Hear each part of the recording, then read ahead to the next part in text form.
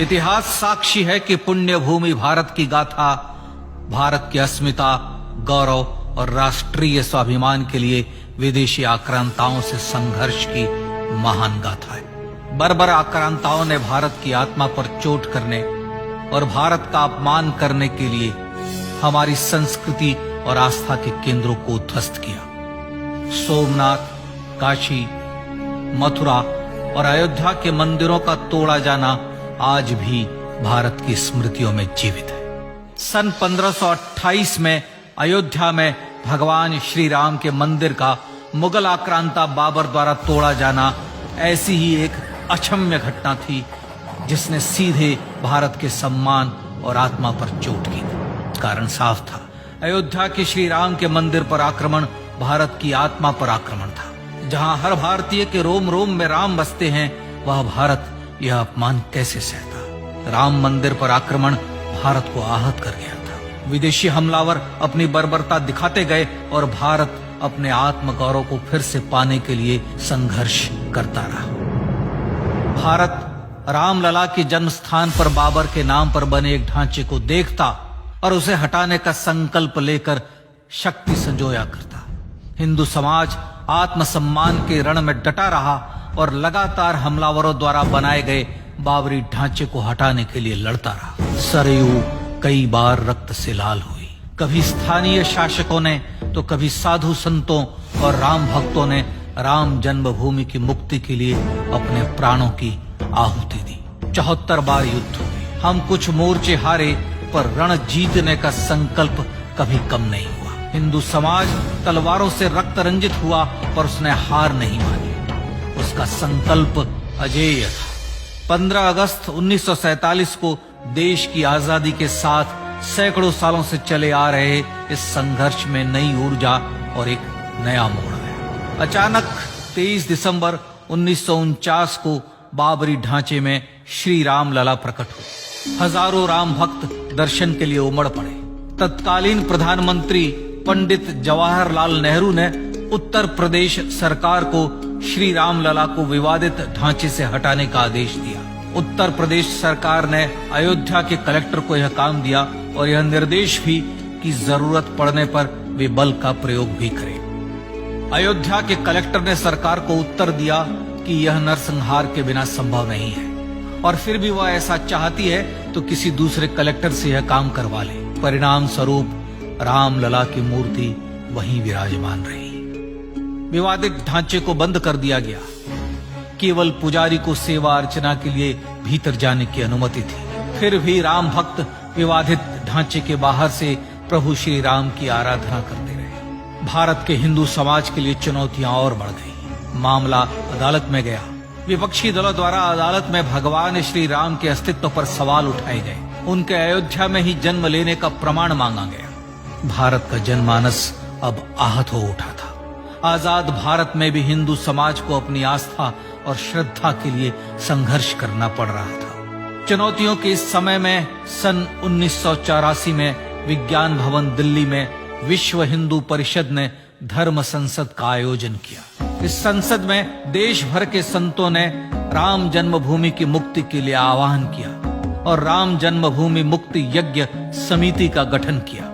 धर्म संसद ने राम जन्मभूमि की मुक्ति और वहां भगवान श्री राम के भव्य मंदिर बनाने के भारत के जनमानस के संकल्प को फिर से दोहराया। विश्व हिंदू परिषद के नेतृत्व में मंदिर निर्माण के लिए पूरे देश में अभूतपूर्व आंदोलन की शुरुआत हुई। श्री राम जन्मस्थली मुक्ति यज्ञ समिति के साथ देश भर में राम जानकी की रथ यात्राएं निकली। राम लीलाओं में राम कथा के माध्यम से भारत का आम जन फिर से जुटा। अब सबके मन में एक ही प्रण था, एक ही लक्ष्य था। अयोध्या में जन्मभूमि पर भगवान श्री राम के भव्य मंदिर का निर्माण। सन 1989 में विश्व हिंदू परिषद द्वारा गांव-गांव से रामशिला पूजन करके अयोध्या भेजी गई।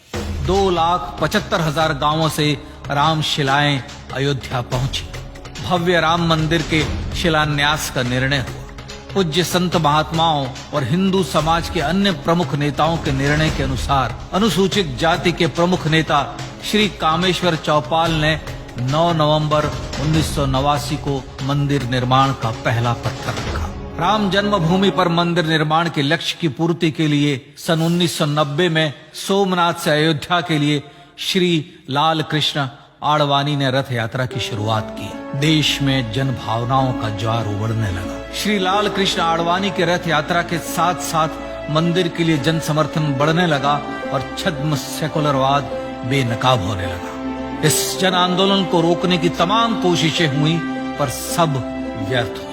विश्व हिंदू परिषद ने देशवासियों से अयोध्या में जन्मभूमि पर मंदिर निर्माण के लिए 30 अक्टूबर और 1 नवंबर 1990 को कार सेवा का आह्वान किया। परिणाम स्वरूप लाखों राम भक्त कार सेवा के लिए देश के कोने कोने से अयोध्या आए। इससे देश की एकात्मता का विराट दर्शन हुआ। कार सेवकों को रोकने के लिए उत्तर प्रदेश के तत्कालीन मुख्यमंत्री श्री मुलायम सिंह यादव ने अयोध्या में परिंदे को भी पर न मारने देने की घोषणा की। स्थितियां गंभीर हो गई। अयोध्या से 200 किलोमीटर दूर रेलगाड़ियां रोक दी गई। अयोध्या युद्ध भूमि बना दी गई। मार्ग बंद, रेल बंद, चप्पे चप्पे पर पुलिस। अयोध्या सैनिक छावनी में बदल गई। राम नाम पर ऐसी पाबंदी कि अर्थी ले जा रहे लोगों तक को रोका गया क्योंकि वे राम नाम सत्य कह रहे थे। लेकिन सैकड़ों किलोमीटर की यात्रा कर कार सेवक अयोध्या पहुंचने लगे। राम के गीत गाते, होठों पर हंसी और पांव में छाले लिए राम काज के लिए राम भक्त देश विदेश से अयोध्या पहुंच ही गए। कार सेवकों पर गोलियां चली। अनेक कार सेवक शहीद हुए। आजाद भारत में जन्मभूमि पर राम मंदिर के लिए कार सेवकों ने फिर एक बार अपना बलिदान दिया, पर कार सेवकों ने विवादित ढांचे पर भगवा फहरा ही दिया और इस तरह कार सेवा सफल हुई। श्री राम जन्मभूमि आंदोलन ने भारत की सुप्त आत्मा को झकझोर कर जगा दिया। विश्व हिंदू परिषद ने फिर एक बार 6 दिसंबर 1992 को कार सेवा का आह्वान किया। राम भक्तों को कार सेवा करने देने के लिए अदालत में प्रार्थना की गई, पर अदालत ने कोई निर्णय नहीं दिया। परिणाम स्वरूप बौद्ध, जैन, सिख, स्वामीनारायण संप्रदाय, गायत्री परिवार, हर पंथ मत विचार के हिंदू एकत्र हो गए। छूत अछूत का भेद मिटा, जाति की पहचान मिटी। हम सब हिंदू, हम सब सिंधु बन गए। राम सिंधु में ज्वार उठा और देखते ही देखते 6 दिसंबर 1992 को श्री राम जन्मभूमि से बाबरी ढांचा सदा के लिए हट गया।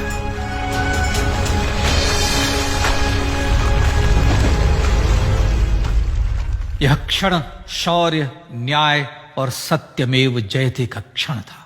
यह तो धर्मस्ततो जय का क्षण था।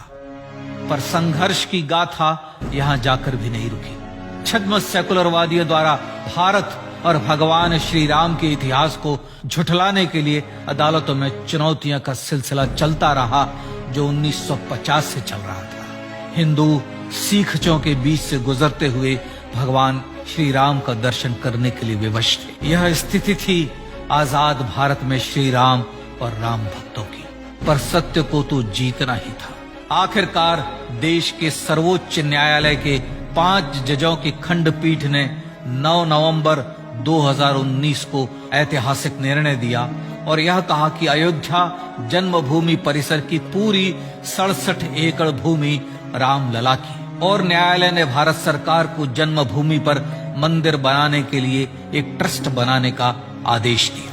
सर्वोच्च न्यायालय के आदेश के अनुसार भारत सरकार ने 5 फरवरी 2020 को श्री राम जन्मभूमि तीर्थ क्षेत्र नाम के ट्रस्ट का गठन किया और राम जन्मभूमि न्यास की भूमि जो सरकार द्वारा अधिग्रहित की गई थी, उसे ही नवनिर्मित न्यास को वापस दे दिया गया। 5 अगस्त 2020 को भारत के प्रधानमंत्री श्री नरेंद्र मोदी ने श्री राम जन्मभूमि तीर्थ क्षेत्र के अध्यक्ष पूज्य महंत नृत्य गोपाल दास, राष्ट्रीय स्वयंसेवक संघ के पूज्य सरसंघ चालक डॉक्टर मोहन भागवत एवं उत्तर प्रदेश के मुख्यमंत्री श्री योगी आदित्यनाथ की उपस्थिति में श्री राम जन्मभूमि पर भगवान श्री राम के भव्य मंदिर के लिए भूमि पूजन कर निर्माण कार्य का शुभारंभ किया। इस तरह लगभग 500 वर्षों से राम जन्मभूमि की मुक्ति के संघर्ष का पटाक्षेप हुआ।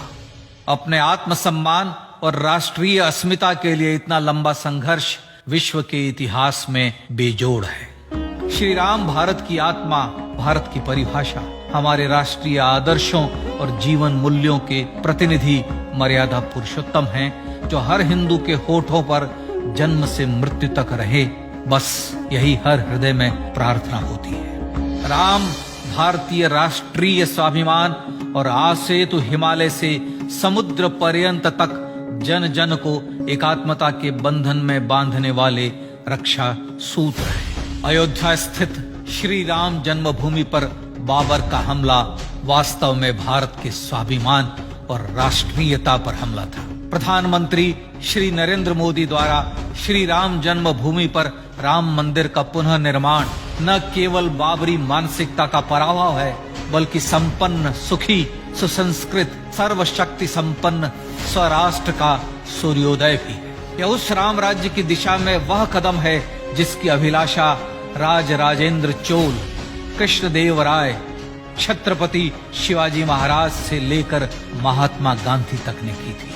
अयोध्या में जन्मभूमि पर भगवान श्री राम का मंदिर न सिर्फ राष्ट्रीय गौरव होगा, बल्कि वह श्री राम के आदर्शों का राष्ट्र मंदिर होगा। अब वह महान संकल्प पूरा होने जा रहा है। आइए इस राम यज्ञ, राष्ट्र यज्ञ में जिन ज्ञात और अज्ञात भारतीयों ने अपनी आत्माहुति दी है, उनका पुण्य स्मरण कर उन्हें श्रद्धांजलि दी।